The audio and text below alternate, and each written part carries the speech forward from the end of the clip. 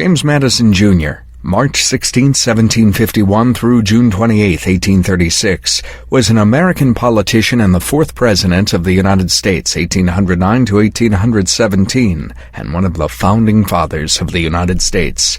Madison was the last founding father to die. Considered to be the father of the Constitution, he was the principal author of the document. In 1788, he wrote over a third of the Federalist Papers, still the most influential commentary on the Constitution.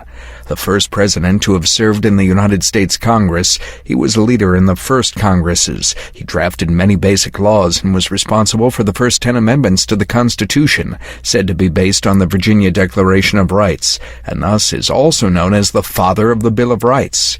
As a political theorist, Madison's most distinctive belief was that the new republic needed checks and balances to limit the powers of special interests, which Madison called factions.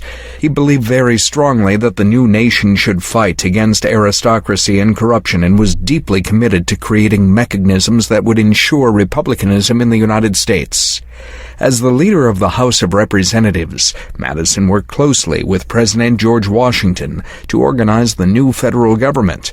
Breaking with Treasury Secretary Alexander Hamilton in 1791, Madison and Thomas Jefferson organized what they called the Republican Party, later called the Democratic Republican Party, in opposition to key policies of the Federalists, especially the National Bank and the Jay Treaty. He secretly co-authored along with Thomas Jefferson the Kentucky and Virginia resolutions in 1798 to protest the Alien and Sedition Acts. As Jefferson's Secretary of State, 1801 to 1809, Madison supervised the Louisiana Purchase, doubling the nation's size, and sponsored the ill-fated Embargo Act of 1807.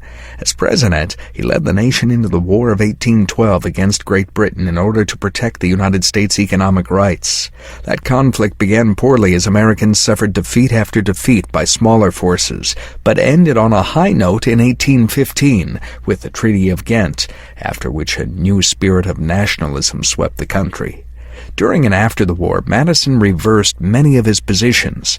By 1815, he supported the creation of the Second National Bank, a strong military, and a high tariff to protect the new factories opened during the war. Thank you for today.